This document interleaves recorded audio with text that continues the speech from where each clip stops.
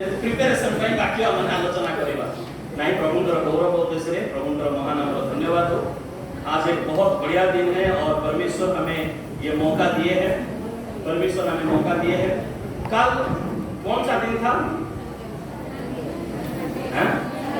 Sunday. तो सारा भारत में कौन सा दिवस मनाया गया था? स्वच्छता का दिवस। स्वच्छता का दिवस बहुत बढ़िया विषय है, स्वच्छता का दिवस। तो एक परिवार में या एक समाज में या एक मंडली में अगर स्वच्छता लाना है तो किसके हाथ में है? वो नारियों के हाथ में। हालेलुया। क्योंकि बाकी लोग नारियों को छोड़ के बाकी लोग तो बहुत गंदा फैलाते हैं, है कि नहीं? लेकिन नारी उसको साफ करती है। घर का विषय हो या और मंडी में हो या और कहीं पर भी हो, ये काम नारियों का। परमेश्वर नारियों को बनाया है कुछ मकसद लेकर, कुछ खास विषय को लेकर नारियों को बनाया है। तो मैं शॉर्ट मैसेज मुझे कहा गया है और शॉर्ट मैसेज में मैं नारियों के बारे में ही कुछ कहना चाहूंगा, क्योंकि आजकल के दिन में समाज के, मंडली के, परिवार के एक मुख्य अंग जिसको कहा जाता है वो नारी ही है। क्योंकि नारी बिना समाज को बनाना असंभव है, नारी बिना परिवार को बनाना भी वो असंभव है। क्योंकि नारी के काम, नारी के परिश्रम और साथ ही साथ नारी के त्याग और साथ ही साथ नारी के उपस्थिति में ही एक परिवार बनता है, एक समाज बनता है। नहीं तो नहीं हो सकता। अगर एक अच्छा परिवार, अच्छा मंडली, अच्छा समाज और साथ ही साथ एक उत्तम विषय बनाने के लिए नारी का सहयोग, बिना नारी के कुछ भी नहीं होता। बिना नारी के कुछ भी नहीं होता है। अगर बिना नारी के कुछ हम करने भी के लिए चाहे तो भी उसमें बहुत सारा गड़बड़ हो जाता है। और ये सही बात है, ये मानना ही पड़ेगा। और इसीलिए परमेश्वर ने भी नारी को बनाया है। और परमेश्वर ने नारी को क्यों बनाया है? जो कि उत्पत्ति 2:28 में लिखा है, पढ़ने का जरूरत नहीं है। परमेश्वर अपने मन में ख्याल रखा और पुरुष के लिए अच्छा सहायक के रूप में नारी को बनाया गया। इसका मतलब है सहायक किसको चाहिए? अगर मैं यहाँ खड़ा नहीं हो सकूंगा तो मुझे खड़ा करने के लिए कोई सहायक आएगा। इसका मतलब है मुझ में कमजोरी है, मैं खड़ा नहीं हो सकता हूँ, इसलिए मुझे सहायक चाहिए। तो इसका मतलब है सहायक के बिना पुरुष कुछ भी नहीं था। इसीलिए परमेश्वर ने सहायक बनाया है, सहायक बनाया। तो नारी अपने आप को कभी कमजोर ना समझे, नारी अपने आप को कभी अकेला ना समझे, क्योंकि परमेश्वर के द्वारा बनाया हुआ और सहायक के रूप में परमेश्वर ने उसको बनाया है। और साथ ही साथ पुरुष के लिए नीति वचन उसका 19:14 के अनुसार, मैं बहुत रेफरेंस करूंगा लेकिन पढ़ने का जरूरत नहीं है, आप सब लोग जानते हैं। पुरुष के लिए नारी एक वरदान है। नारी के लिए पुरुष वरदान नहीं है, पुरुष के लिए नारी वरदान है। ये बाइबल बताता है, ये बाइबल बताता है। और नीति वचन उसका 18:22 के अनुसार पुरुष के लिए नारी एक अनुग्रह दान है। अनुग्रह और कहीं से भी नहीं आता है। अनुग्रह हमारा बैंक बैलेंस से या पैसा से या और शारीरिक ताकत से या कहीं पर भी अनुग्रह नहीं आता है। परंतु पुरुष के लिए बाइबल बताता है, मैं नहीं, बाइबल बताता है कि पुरुष के लिए नारी एक अनुग्रह का दान है, अनुग्रह का दान है। और साथ ही साथ स्वभावोपदेश उसका 9:9 के अनुसार पुरुष के लिए नारी आनंद का विषय है। अगर नारी नहीं होगा तो पुरुष में देश खिलाफ हो जाएगा, देश नहीं होगा, देश हो जाएगा, आनंद ही नहीं होगा, आनंद ही नहीं होगा। ये मैं नहीं बता रहा हूं, ये स्वभावोपदेश उसका 9:9 पद बता रहा है कि पुरुष के लिए नारी आनंददायिनी है, आनंददायिनी है। और साथ ही साथ पहला कोरिन्थियों उसका 7:16 पद, पढ़ने का जरूरत नहीं है, पढ़ने का जरूरत नहीं। उसमें लिखा गया है, हे भाज्या, हे स्त्री, तुम्हें जानना है कि तुम्हें अपना स्वामी रो परित्राण रो कारण,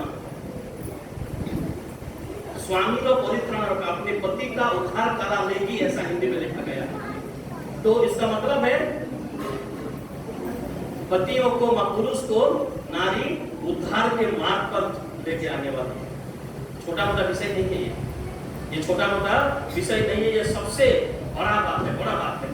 और रूत पुस्तक उसका 4:13 पद के अनुसार नारी इतना सामर्थ परमेश्वर से पाया हुआ है जो कि और किसी में नहीं है। नारी का विषय में वो एक सामर्थ परमेश्वर, खास सामर्थ परमेश्वर उसको दिए। और आगे अगर बोलो, ऐसे तो बोलते होते नारी का गुण अगर परमेश्वर जो वरदान दिए बोलते बोलते 102 विषय मेरे सामने लिखा तो पढ़ा हुआ है। और मैं ऐसा इतना नहीं कहूंगा, कुछ कहूंगा क्योंकि मुझे 5 मिनट शॉर्ट मैसेज देने के लिए कहा गया है। तो फिर भी मैं कहूंगा कुछ विषय। नीति वचन उसका 11 का 17 के अनुसार हर एक परिवार का महिमा होता है, हर एक परिवार का कुछ वैभव या कुछ गौरव होता है। उसे कभी कभी पुरुष को बाहर झगड़ा करके या कुछ करके उसको नाश कर देता है, लेकिन नारी उसको सुरक्षा करता है। हर एक परिवार का वैभव को, हर एक परिवार का इज्जत को, मान सम्मान को नारी रक्षा करता है। और ये सामर्थ भी परमेश्वर ने दिया है। और ये विषय नीति वचन उसका 11 का 16 पद में लिखा गया है। ये मैं नहीं कह रहा हूँ, ये हमारा बाइबल कह रहा है, बाइबल कह रहा है। और नीति वचन 14 का 1 के अनुसार पुरुष क्या करता है? पैसा कमाता है और मकान बनाता है कि नहीं? ईटा, बालू, सीमेंट ये पुरुष खरीदता है, इसे वो मकान बनाता है। लेकिन उसको घर कौन बनाता है? स्त्री बनाती है। जो से बोलिए, स्त्री बनाती है। Praise the Lord. तो ये वरदान भी परमेश्वर नारियों को दिया गया है। अपने आप को कभी कमजोर ना समझे। हालांकि कोई पुरुष ये सारा गुण को देख नहीं सकते, अपने पांव के नीचे समझते हैं, घर का राजा मानते हैं, मैं जो कहूंगा ये मानने वाली है, ऐसा समझते हैं। लेकिन परमेश्वर ने इतना वरदान पुरुषों को भी नहीं दिया, पुरुषों को भी नहीं दिया। और पृथ्वी का सबसे उत्तम साथी कौन है? नारी ही है। पुरुष का नारी है सबसे उत्तम साथी। और नीति वचन उसका 31 का 15 में और एक नारी का गुण लिखा गया है, वो सुबह जागने वाली है। बाकी लोग सोए रहेंगे, बच्चों का टिफिन बनाने के लिए, पति का टिफिन बनाने के लिए, उसको ऑफिस जाने के लिए तैयार करने के लिए वो खड़ा कर ले रहा होगा। लेकिन बाकी नारी सुबह भोर को जागती और परिवार को सबको जगाती भी है। और साथ ही साथ 12 नंबर पॉइंट में नीति वचन उसका 21 का 16 पद में हिंदी में क्या बोलते हैं उसे? वृक्षारोपणकारी ओडिया रे कहती, हिंदी रे कौन वो जो पेड़ लगाते हैं? हां, अपन मैंने ट्रेडिशनल तो बोलूं नहीं। Okay, very good. तो इसका मतलब है ये परिवेश को भी संभालने वाली है, ये दुनिया के लिए भी सोचने वाली है।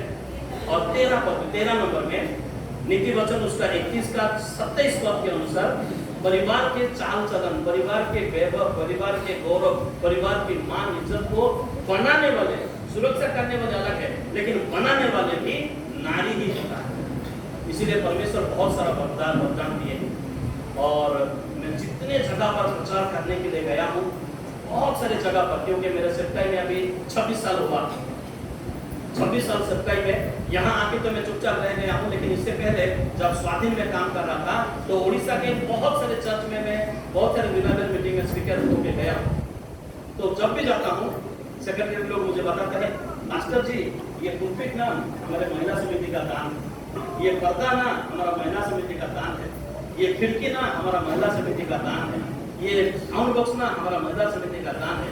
हर चर्च में अगर देखोगे तो मंडली को एक फाइनेंशियल सपोर्ट करने वाले कौन है? महिला समिति है, नारी बहन लोग हैं।